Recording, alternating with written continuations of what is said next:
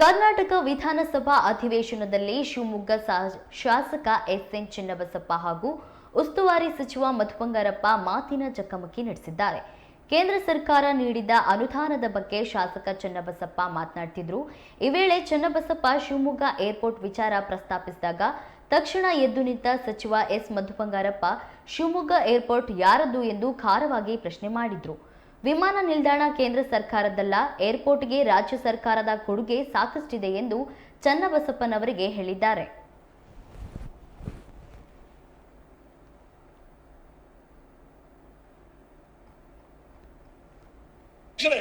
ಎರಡು 2014ರಲ್ಲಿ ಯುಪಿಎ ಇತ್ತು. 2014ರಿಂದ 24 NDA ಸರ್ಕಾರ ಇದೆ. ತೆರಿಗೆ ಹಂಚಿಕೆಗೆ ಸಂಬಂಧಪಟ್ಟಂತೆ 2004ರಿಂದ 2014ರವರೆಗೆ 2014ರಿಂದ 2024 81,795 ಕೋಟಿ ರಾಜ್ಯ ಸರ್ಕಾರಕ್ಕೆ ಕೊಟ್ಟಿರೋದು ಯುಪಿಎ ಸರ್ಕಾರ. 2014ರಿಂದ 24ರಲ್ಲಿ 2,85,452 ಕೋಟಿ ಏನು ಕೊಟ್ಟಿಲ್ಲ ಕೇಂದ್ರದಿಂದ ಅಂತ ಹೇಳ್ತಾರೆ. ಕೇಂದ್ರ ಮೋಸ ಮಾಡ್ತಾ ಇದೆ ಹೇಳ್ತಾರೆ. ಈ ಸಲ ಸುಳ್ಳು ಅಪಪ್ರಚಾರ ಮಾಡುವಂತ ಕೆಲಸ ಮೊದಲು ರಾಜ್ಯ ಸರ್ಕಾರ ಎಷ್ಟಿತ್ತು, ಕೇಂದ್ರ ಸರ್ಕಾರದ ಬಜೆಟ್ ಗಾತ್ರ ಮೊದಲು ಪರ್ಸೆಂಟೇಜ್ ಏನಿತ್ತು, ಇವೇನ್ ನೀವು ಅಂಕಿಅಂಶ 2004 ಕೊಟ್ಟಿದ್ದು ಅರ್ಥನಾದ್ರೂ ಇದೆಯಾ? ಕೇಂದ್ರ ಸರ್ಕಾರ ಕೊಟ್ಟಿದ್ದು ಬಜೆಟ್ 14 to 20 ಸಾಧ್ಯನಾ? ಕೊಟ್ಟಿರೋಂತ ಹಣ ಕೊಡದೇ ಸಾಧ್ಯ ಇಲ್ಲ ಅಂತ ಹೇಳಕ್ ಸಾಧ್ಯನೇ ಇಲ್ಲ. ಆಯ್ತು, ನೆಕ್ಸ್ಟ್ ಹೀಗೆ ಚೆನ್ನಣ್ಣ ಮನೆ ಅಧ್ಯಕ್ಷ 14 to 24 ಡಾಲರ್ ಬೆಲೆ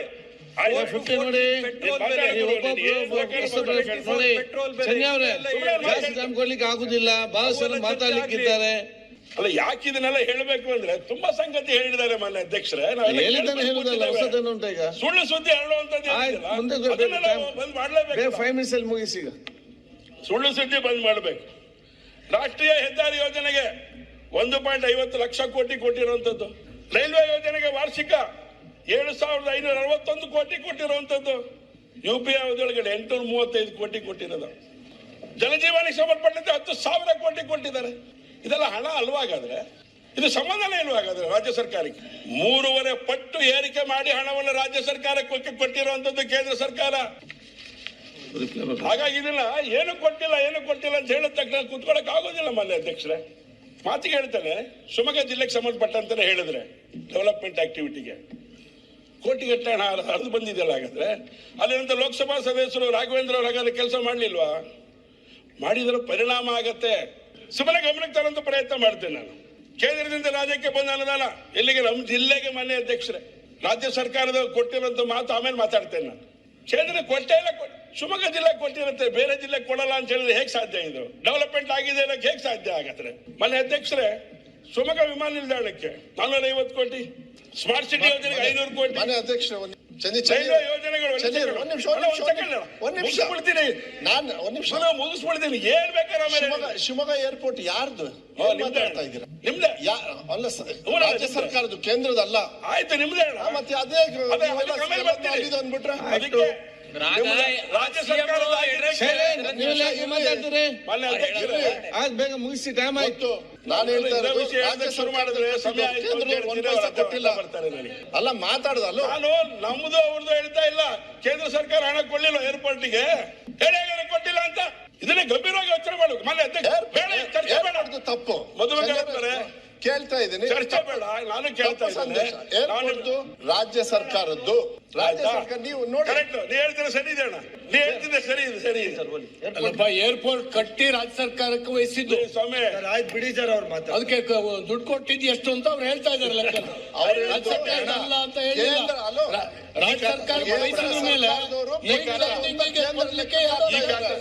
ದುಡ್ಡು ಕೊಡ್ತಾ ಇಲ್ಲ. ನೈಟ್ ಲ್ಯಾಂಡಿಂಗ್ ಅವ್ರಿಗೆ ಗೊತ್ತಿದೆ ಪರಿಸ್ಥಿತಿ ಏನು. ಹೈವೇ ತಗೊಂಡ್ರೇನು ಕೂಡ ಹೈವೇಗೆ ನೀವೆಲ್ಲ ಲ್ಯಾಂಡ್ ಇದೆಯಲ್ಲ, ಅದೆಲ್ಲ ಕೊಡೋದು ರಾಜ್ಯ ಸರ್ಕಾರ. ಇಲ್ಲ ಅಂತ ಹೇಳಿಲ್ಲ. ಮುಗಿಸಿ ಬೇಗ. ಸರ್ ಮಂತ್ರಿಗಳೇ, ಮಧು ಬಂಗಾರಪ್ಪ, ನೀವು ಅದಕ್ಕೆ ಹಣ ನೀವು ಲ್ಯಾಂಡ್ ಅಕ್ವಿಷನ್ ಮಾಡಿಲ್ಲ ಅಂತ ಹೇಳಿದ್ರೆ ನೀವು ವಾಪಸ್ ಹೇಳ್ಬೇಕು. ಎಲ್ಲದು ಏರ್ಪೋರ್ಟ್ ಹೇಳ್ತೀನಿ, 1 ಸೆಕೆಂಡ್. ಆಯ್ತಾ?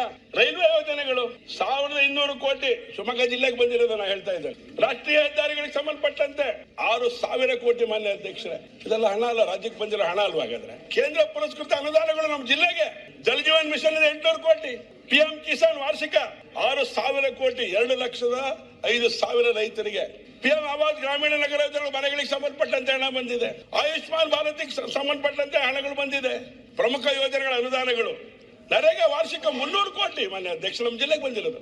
14ನೇ ಹಣಕಾಸು ಆಯೋಗಕ್ಕೆ ಸಂಬಂಧಪಟ್ಟಂತೆ 600 ಕೋಟಿ ಬಂದಿತ್ತು. 271 ಗ್ರಾಮ ಪಂಚಾಯತ್ 425 ಕೋಟಿ ಬಂದಿದೆ. ನಗರ ಸ್ಥಳೀಯ ಸಂಸ್ಥೆ 175 ಕೋಟಿ ಬಂತು. 15 ಹಣಕಾಸು ಆಯೋಗದ ಅನುದಾನಗಳಲ್ಲಿ 785 ಕೋಟಿ ಬಂತು ಮಾನ್ಯ ಅಧ್ಯಕ್ಷರೇ. ಗ್ರಾಮೀಣ ಸ್ಥಳೀಯ ಸಂಸ್ಥೆಗಳು 545 ಕೋಟಿ, ನಗರ ಸ್ಥಳೀಯ ಸಂಸ್ಥೆಗಳು 240 ಕೋಟಿ.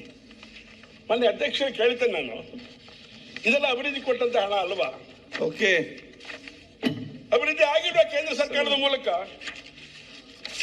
ಹೀಗೆ ಅನೇಕ ಸಂಗತಿಗಳು ಕೊಟ್ಟಂತ ಕೇಂದ್ರ ಸರ್ಕಾರದ ಬಗ್ಗೆ ಒಂದು ನಿರ್ಣಯ ಮಾಡುವಂತ ಒಂದು ಮಾನಸಿಕತೆ ಹೋಗತ್ತೆ ಒಂದು ರಾಜ್ಯ ಸರ್ಕಾರ ಅಂತ ಹೇಳಿದ್ರೆ